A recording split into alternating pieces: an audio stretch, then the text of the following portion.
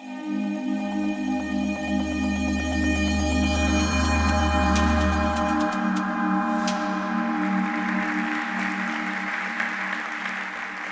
not me, then who? And if not now, then when? These two questions are the reason I stand before you today. I say this because it would be a blatant lie to tell you it was easy for me to get up here and to speak about what I feel compelled to speak about. I would be lying if I said I wasn't concerned about what you all might think or feel of me for what I want to say. But I also would be lying if I said these concerns that I have are more important to me than this issue. I would be lying if I said my image in your eyes was more important to me than the topic at hand. So here I am, and the irony of it all is that these fears that I have are the exact reason it's so important that I speak anyway. These fears have been ingrained in me since I was little, however, I can actually pinpoint the exact moment they really set in. I was sitting in my grade 10 English class one day, listening to a girl give a speech about feminism. The boy beside me snickered and mumbled something to his friend, betting on whether or not she was a lesbian. The other boy laughed, and they continued on like that the entire time she gave her speech.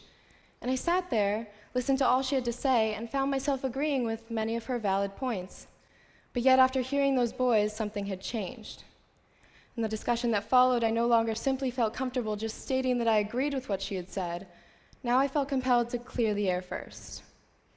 I'm not a feminist, but yes, I believe in gender equality. I wouldn't call myself a feminist, but I definitely think women should have a say in laws that affect their bodies. No, feminist is too harsh. I just believe that women should be paid equally for doing the same work. This mindset continued for me throughout high school, and I felt comfortable with this because literally almost everyone I met spoke the same way about feminism. It's such a taboo in our society because of the stigma and stereotypes associated with the word. I was blind to the fact that I was a walking contradiction, saying one thing and believing another. I was so ignorant and concerned about preserving my image in the eyes of my peers and society around me that I turned my back on my beliefs and my values. But it wasn't until recently that I even realized this. I was on Twitter one day and I saw a link to Emma Watson's speech at the UN promoting the He for She campaign, so I watched it. And she spoke about feminism in a way that I had never heard before. She explained that feminism, by very definition, is the political, social, and economic equality of the genders. She then asked two questions that I will never forget. If not me, then who? And if not now, then when? These two questions are the reason I'm standing on this stage today.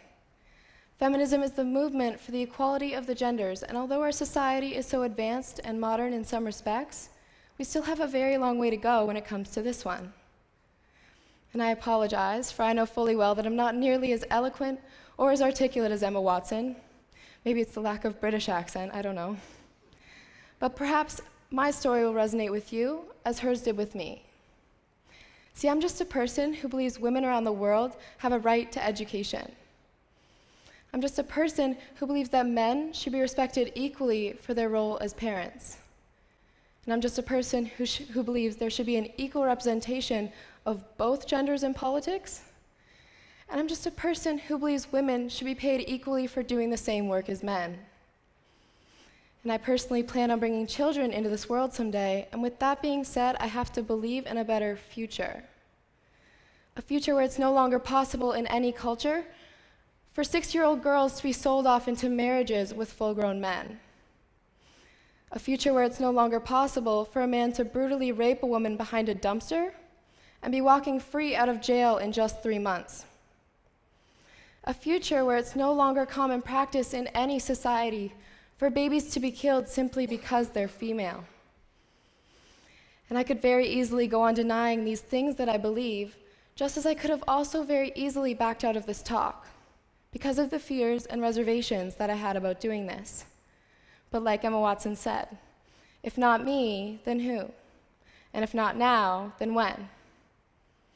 So I stand before you today able to proudly say that I am a feminist.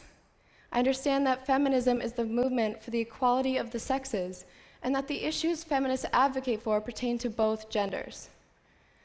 I believe that in order for ground to be made on this issue, both men and women must be comfortable associating themselves with the cause and with the word itself. Now, I realize that this would mean changing the way we think and feel as a society when the word feminism is brought up in a conversation, and I, of all people, understand that this may seem difficult. However, I believe it doesn't need to be.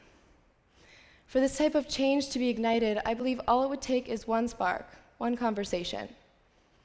Maybe you're sitting there today, and just like I was, you're not a feminist, but yet something I've said has resonated with you on some level.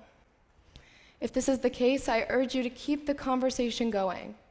Talk to the person beside you, ask your questions, seek more information, all the while asking yourself, if not me, then who? And if not now, then when? Thank you.